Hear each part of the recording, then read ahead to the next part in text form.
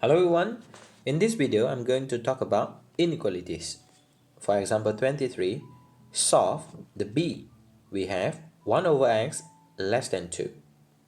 Question number 1, are we allowed to cross multiply? The answer is no. Why?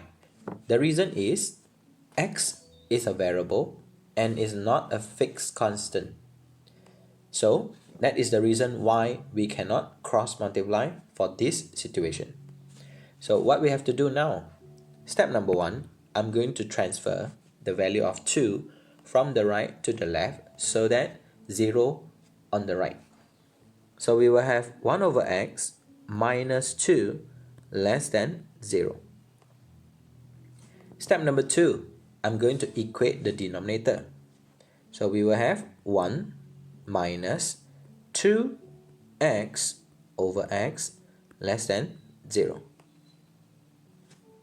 So this one will be the simplest form.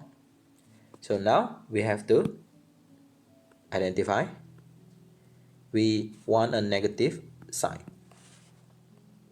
Next, what we have to do is to split the situation, and we will have 1 minus 2x.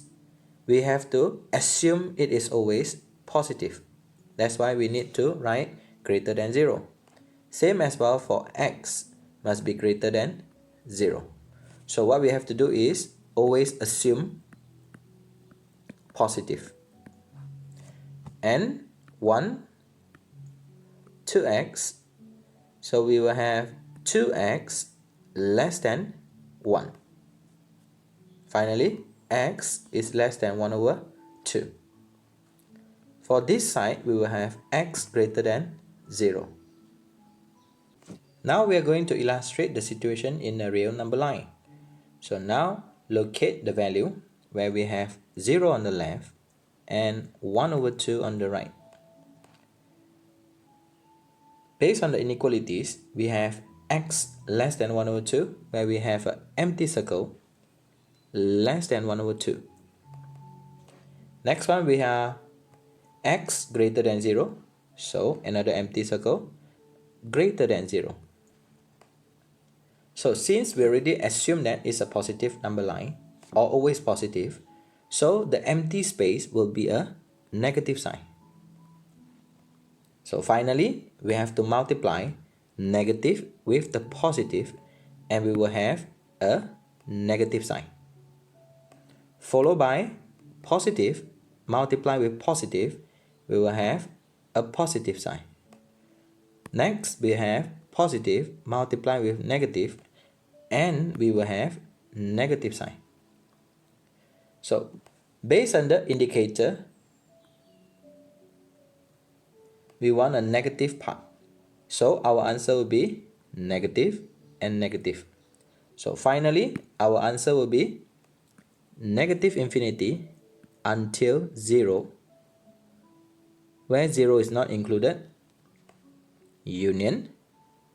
Start from 1 over 2, where 1 over 2 is not included, until positive infinity. So this is a interval form.